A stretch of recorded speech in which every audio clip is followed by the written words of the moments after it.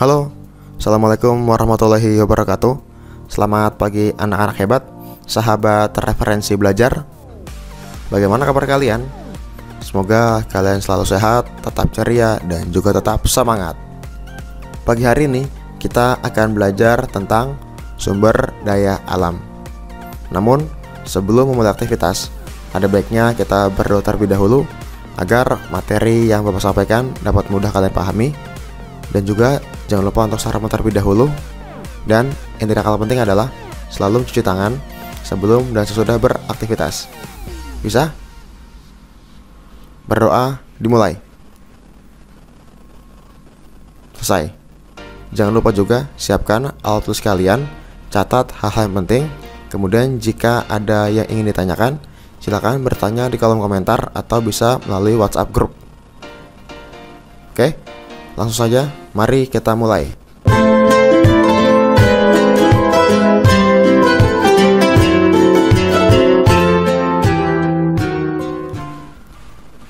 Karakteristik ruang. Oke, kemarin kita sudah membahas ya tentang sumber daya alam, baik yang dapat diperbarui ataupun yang tidak dapat diperbarui. Sekarang kita akan fokus ke karakteristik ruang. Permukaan bumi mempunyai beragam bentuk yang menyebabkan perbedaan kondisi alam hingga potensial yang ada di dalamnya. Indonesia merupakan negara kepulauan. Wilayahnya membentang dari Sabang sampai Merauke. Pulau-pulau di Indonesia jumlahnya hampir 13.000 pulau. Akan tetapi, baru sebagian saja pulau-pulau yang sudah dihuni oleh penduduk. Masih banyak pulau yang belum berpenghuni. Wilayahnya Indonesia terdiri atas perairan dan juga daratan. Luas wilayah Indonesia sekitar 5.176.846 km persegi, dengan luas wilayah perairan sekitar 3.257.483 km persegi, dan wilayah daratan sekitar 1.919.363 km persegi. Jadi, perairan di Indonesia lebih luas ya anak-anak dibanding daratan.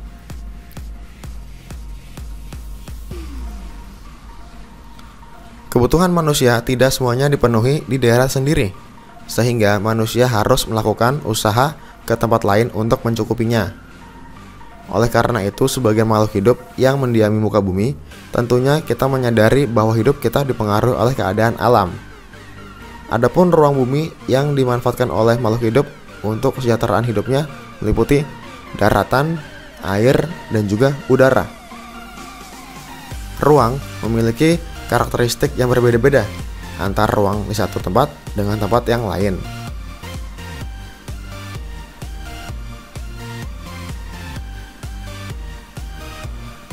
Adanya perbedaan karakteristik ruang dapat memunculkan interaksi antar satu ruang dengan ruang lainnya, karena setiap ruang juga membutuhkan ruang lainnya ya.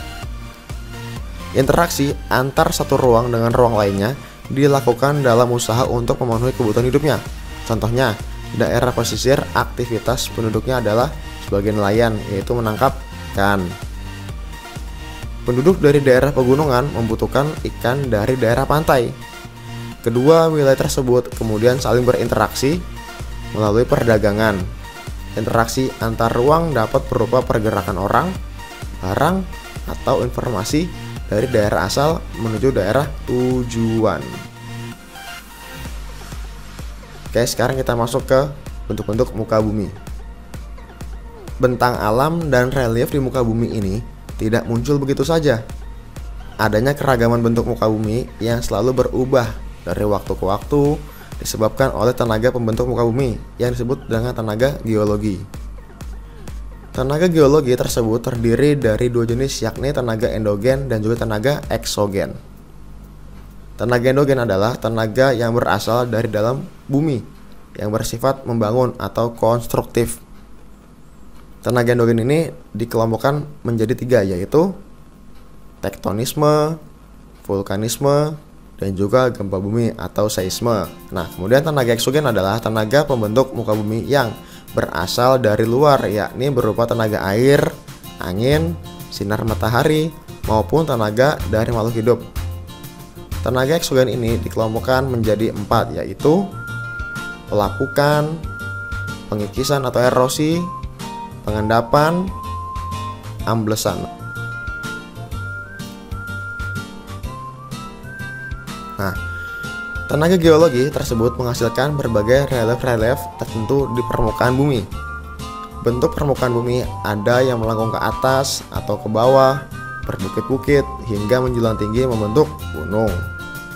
Relief muka bumi dapat dibedakan menjadi relief daratan dan relief lautan.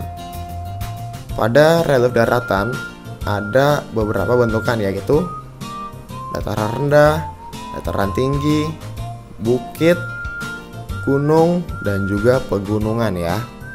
Oke, kemudian bahasan tentang relief daratan. Dataran rendah adalah tanah yang keadaannya relatif datar. Luasnya sampai ketinggian sekitar 200 meter dari permukaan laut ya, atau MDPL. Dataran rendah biasanya ditemukan di sekitar pantai, tapi ada juga terletak di daerah pedalaman atau perkampungan. Tanah pada dataran rendah sebagian subur, sehingga cocok untuk bertanam bagi masyarakat. Kemudian dataran tinggi merupakan dataran yang letaknya di daerah tinggi atau pegunungan. Rata-rata ketinggian dataran tinggi antara 200 hingga 1500 meter di atas permukaan laut. Kemudian bukit merupakan suatu wilayah bentang alam yang memiliki permukaan tanah yang lebih tinggi dari permukaan tanah di sekelilingnya. Namun ketinggian bukit lebih rendah dibandingkan gunung ya. Perbukitan ini biasanya memiliki udara yang sejuk dan lebih dingin daripada dataran yang lebih rendah. Gunung merupakan permukaan bumi yang menjulang ke atas dan lebih tinggi jika dibandingkan dengan daerah di sekitarnya. Pada gunung terdiri dari puncak, lereng, dan kaki gunung. Tiap gunung memiliki karakteristik yang berbeda-beda. Ada gunung yang aktif dan juga ada gunung yang sudah tidak aktif. Kemudian pegunungan. Pegunungan adalah permukaan bumi yang berupa rangkaian atau kumpulan gunung besar dan kecil. Oke, anak-anak hebat. Mungkin itu saja materi singkat dari Bapak pada pagi hari ini tentang sumber daya alam, karakteristik ruang, bentuk muka bumi, dan juga relief daratan.